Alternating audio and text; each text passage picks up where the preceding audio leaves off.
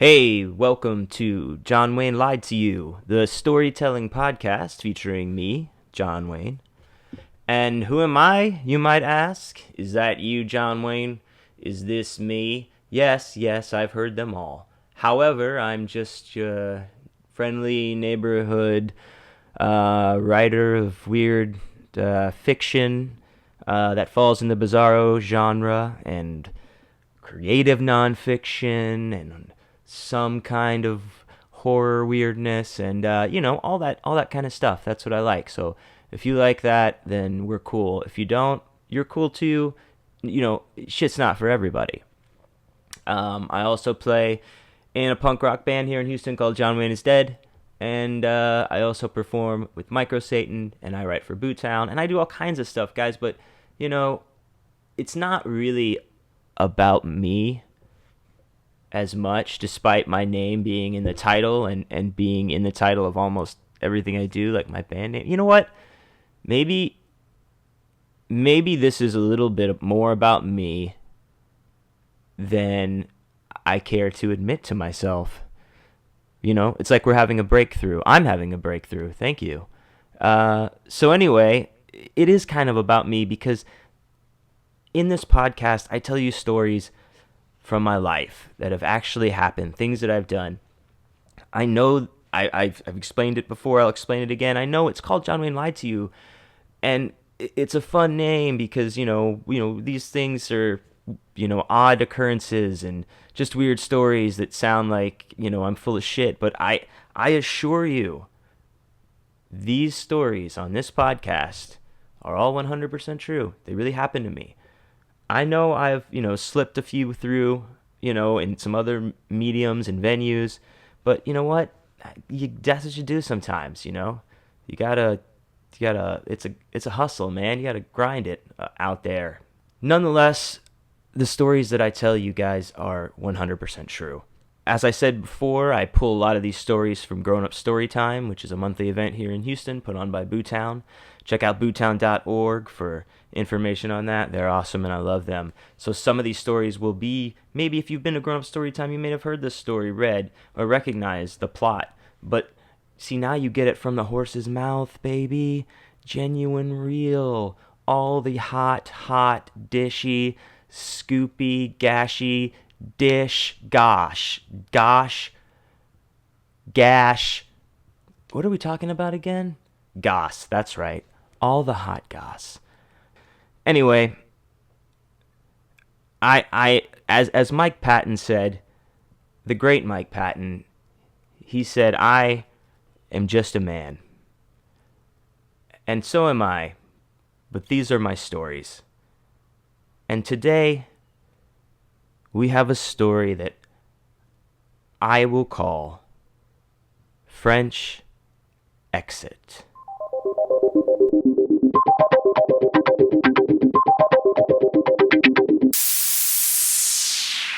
First of all, I think it's important to explain exactly what a French exit is. Go into some detail here. Now,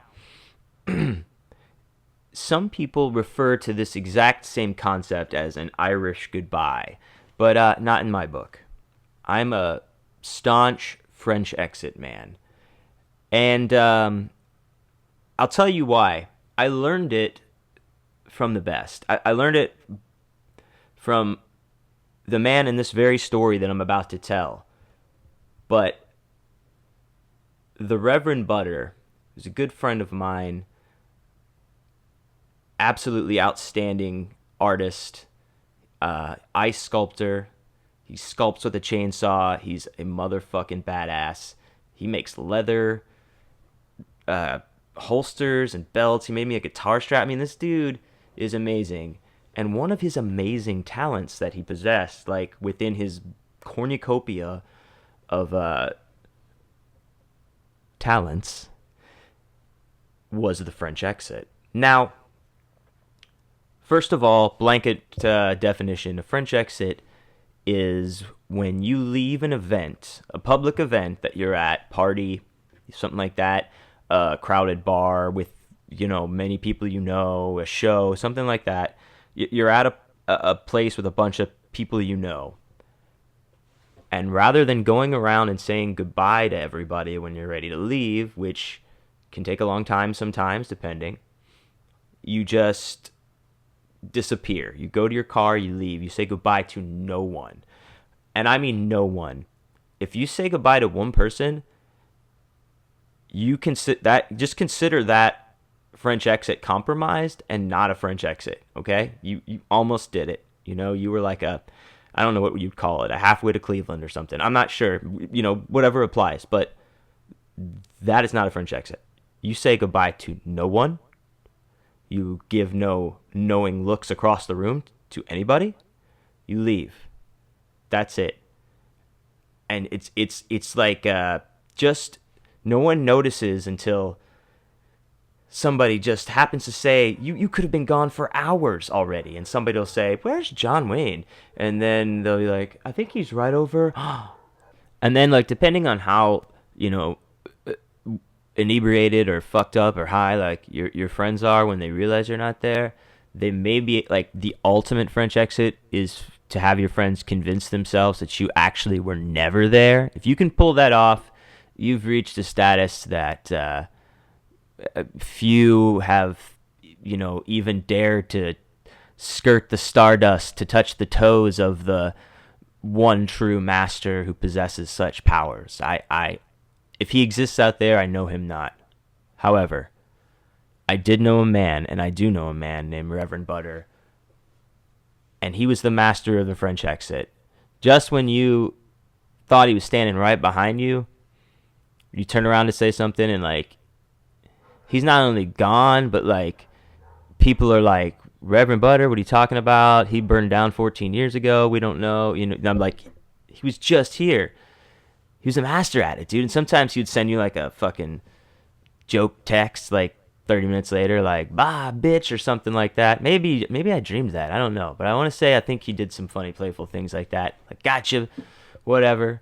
Anyway, I learned the art of this, the gentle art of the French exit through this man. And it is with this man that I attempted to pull off we'll call it a menage French exit, to really keep it on the French tip, if you know what I mean. Okay. So let me set this up for you. Our good friend Danny was throwing a surprise birthday party for his wife, Markeisha. Shouts out Danny, Markeisha. I love you guys. I'm using your real names. Unless you don't want me to use your real names, then these names aren't really your real names. Okay? Anyway, Danny's throwing the surprise party for Markeisha, right? And it's at their place, which is down the street.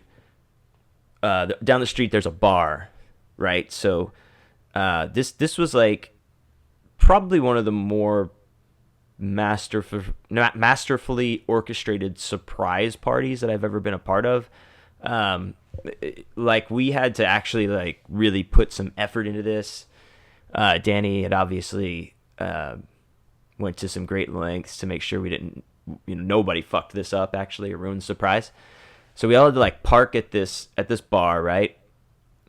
Right down the street, and we all like were dressed nice and shit, and it was like formal kind of, or semi-formal, or like, don't look like a slob motherfucker dress. But I know I was wearing a suit, and you had to wear like a mask, like, like a eyes wide shut type mask. So we're all like wearing suits and wearing these masks, and we're waiting for something creepy to go down. What are we doing here?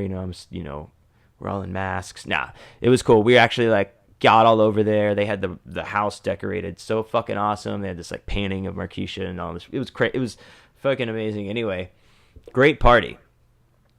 She comes in, surprised as fuck. Yeah, great. Everybody's fucking having a good time. We're all drinking. We're doing stuff, hanging out, talking. And I gravitate towards Butter and his wife, Sarah. And we're just talking, catching up and whatnot. And we throw out the idea of like French exit, like group French exit. Like, I've got to go to work in the morning. I think I had to be I was working at Starbucks at the time, so I think I had to open, and that would have been like a Sunday morning. So I think I had to be up like at 5 o'clock or some shit like that, super early. So uh, I was down for a French exit because there's so many people there, and if you're ready to leave, you're just ready to leave, man. No disrespect to anybody, you know. You don't say goodbye to anybody, so nobody feels let down. It's really important. I can't stress that detail enough. So we all decide, you know what, we're gonna pull a three-way French exit on this bitch. You know, we had a good time. Everybody had fun. We hugged everybody already. We don't need to hug everybody again. Let's just go. You know, so we slip out through the front, which is no big deal because people were coming and going through there to smoke cigarettes and shit out front. So it didn't look like anything. You know, we didn't look suspicious. We go out. There's like maybe two people on the porch smoking cigarettes that we don't know, and we just kind of like meander out into the drive area of this property that the party is at. Now, here's an important detail about where this party was. It was in like a converted storage space facility that it's like seriously converted into like living quarters, and I'm not quite sure if it was already kind of partly like that and they built it out more, but it's like that. So and then I'm like not even entirely sure if maybe the back people really store stuff there. I think people park campers there. Anyway, the important thing to know about this place is like is or was or is gonna be again a storage facility, and it has a wrought iron fence like all around it, like those straight up bars with the spikes on the top, and it has a gate, like an automatic gate. So if you're coming in, you have to have the code. And if you're leaving, you just drive your car up to the gate and it opens to let you out, right? Here's something we realized as we walked off the porch down the drive area up to the gate. We didn't have a fucking car to drive up to it. Our cars were down the street at the bar. So we stood in front of it, kind of just like, okay, what do we do? People that were on the porch, they go inside. We didn't know them anyway, so they wouldn't have known what the fuck we were doing. And I'm like, man, I'm pretty sure I've seen one of the guys like make this manual, like take it off of the automatic thing, and there's like a control box on the ground, and it's like 2 feet tall or something like that, square, and a bunch of shit. And I'm looking at it and trying to like see. I don't know what I'm doing. I'm not very mechanically inclined, and we can't figure it out. Butter looks at it. We just like, fuck, man. We try to move the gate. Like the gate is just doesn't move. Like unless it's like something has to be disengaged on it for you to move it manually, and we can't figure out how to do that. But I do know what the code is. So I stand up on the control box that we were trying to find a manual latch or something on, and I put my hands up on the top of the fence, the gate, and I'm like, man, I think I can just jump over this. And Butter's like, are you sure? You know, I don't think you could do it. And like, you know, of course, Sarah's like, don't do it. And I was like, no, I think I can, man. So I also want to point out at this point in time, I wouldn't say I was drunk, right? But I was definitely compromised. But not to the point of that was completely outside of the realm of possibilities for me to do anyway, sober or not. But, you know, it probably made me a little bit more courageous. As I mentioned before, I'm wearing a suit. Jacket, tie, slacks, and I have some like leather dress shoes on, right? Like slip on whatever the fucks, I don't know. I don't know. I think maybe they did lace. Who fucking cares? They're leather fucking dress shoes, right? So on the top of each of these bars of this gate, there's like these spikes, right? And there's just enough room between each of the spikes for you to grab the crossbar that's up there, for me to put my hands at least in there. So I grabbed that, pulled myself up, kind of walked my feet up the bars, and then got my feet also in between like two of the bars on either side, and then just stood straight up on top of the bar, on top of the fence. So like between my feet are between two of the straight up and down wrought iron bars with the points on the top of them. So I'm standing there, and I'm just on the crossbar at the top. So it's maybe like 2 inches, or something of like steel or metal or whatever the fuck it is. And I'm like, this is a lot fucking higher than I thought it was going to be. And I'm just kind of standing there, and, I want to say Butter was like cheering me on and said, go, you could do it. And I was like, yeah, I got it. And he's like, just jump out. And I was like, yeah, I got it.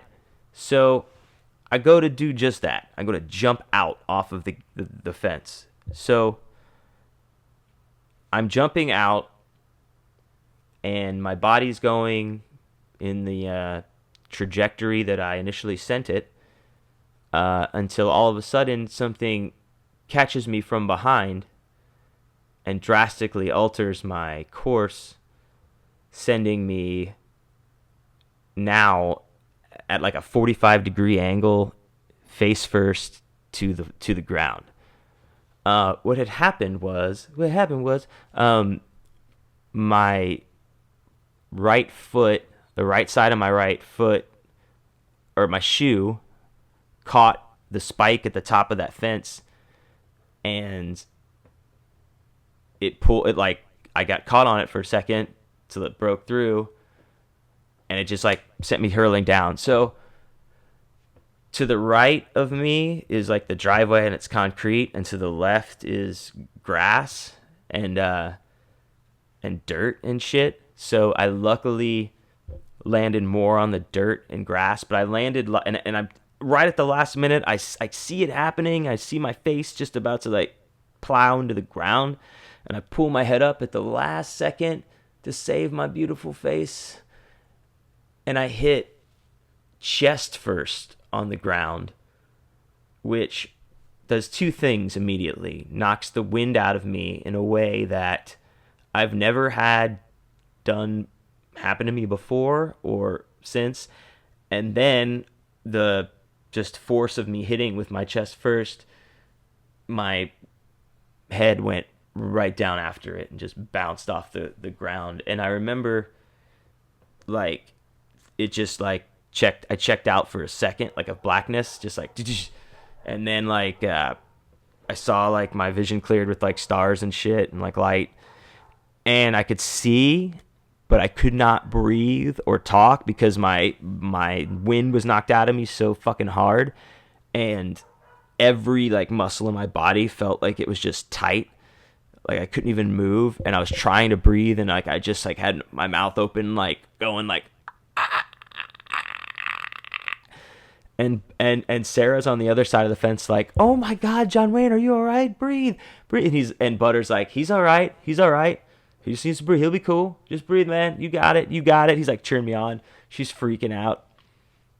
I want to say, I mean, it felt like probably 45 seconds of me at least just trying to get a breath before I finally got one.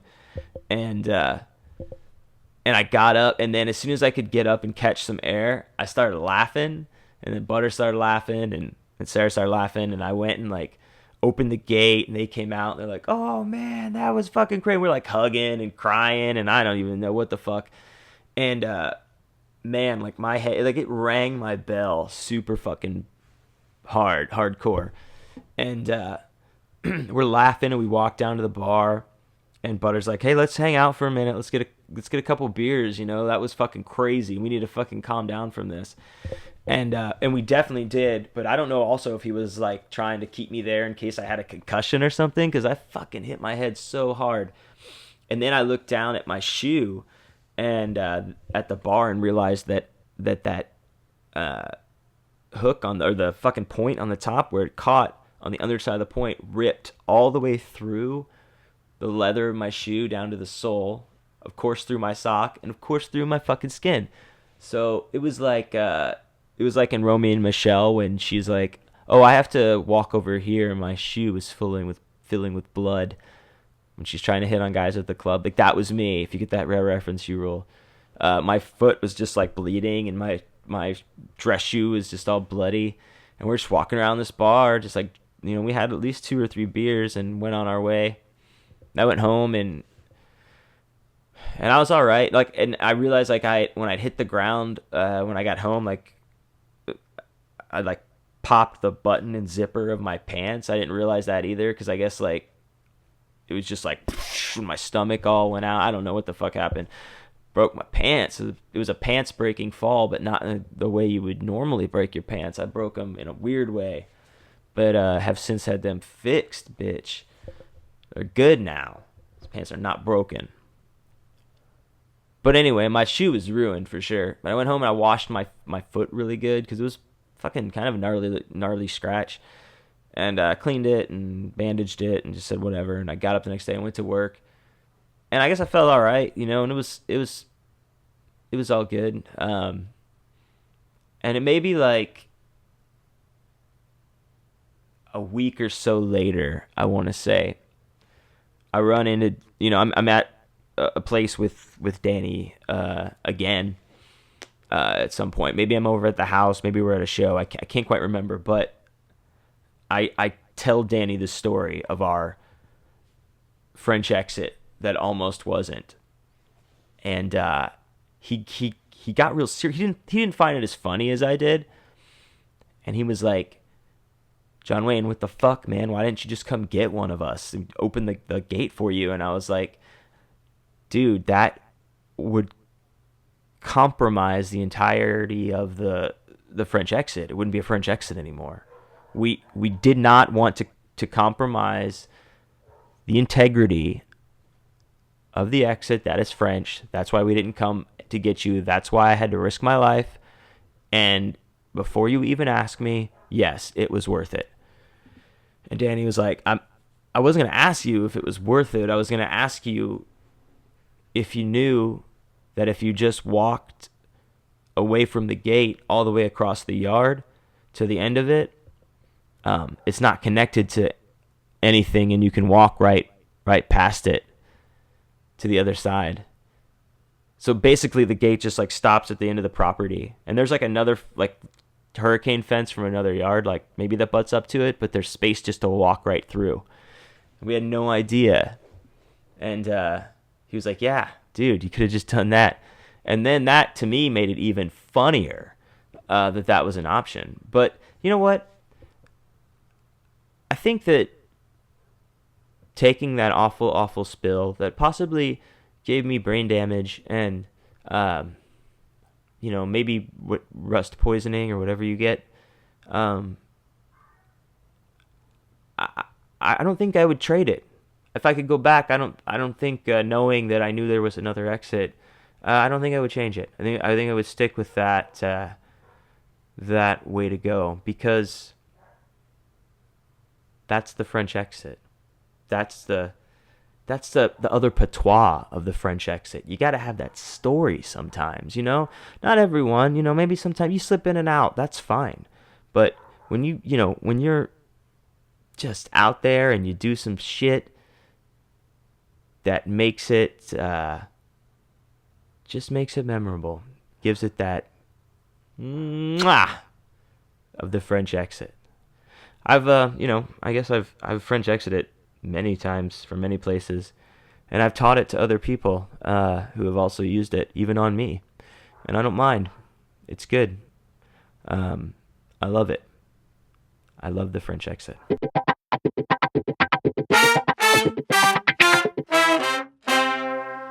Oh, mon ami, les exits des Français. Yeah, that was French exit. Hope you guys liked it. You can always check out the podcast every Monday. We'll have a new story for you. Uh, we're on the Mockingbird Network here in Houston, which we're very happy to be on. But you can subscribe to the show on iTunes or the YouTube channel. John Wayne is Dead on YouTube, so you can watch it. I put little it's not video, but it's pictures and I put a little bit of effort into it, but I could definitely put a lot more effort into it because it's kind of fun. So if you don't just listen to it on YouTube, if you're somebody who actually like has it on your screen and like maybe even half-ass watches it, if you think the pictures are funny and worth it, where I put them up in the listening experience, let me know and I'll do more of it. If not, then fuck it. Uh, but you can subscribe to it to either ways, to the YouTube or the iTunes. And man, anything that I have going on, you can check out on johnwayneisdead.com, including any shows I'm playing with John Wayne is Dead, any readings that I have going on for books and stuff coming out, and anything, any performances with Micro Satan. It's kind of a catch-all for all I do. So check out johnwayneisdead.com. You can also buy T-shirts and all my fucking records, and all my books are there. The link basically just takes you to the Amazon page. So if you just want to look at them on Amazon and buy them, you can. They are the Pornstar Retirement Plan, Charge Land, and Ant Poster.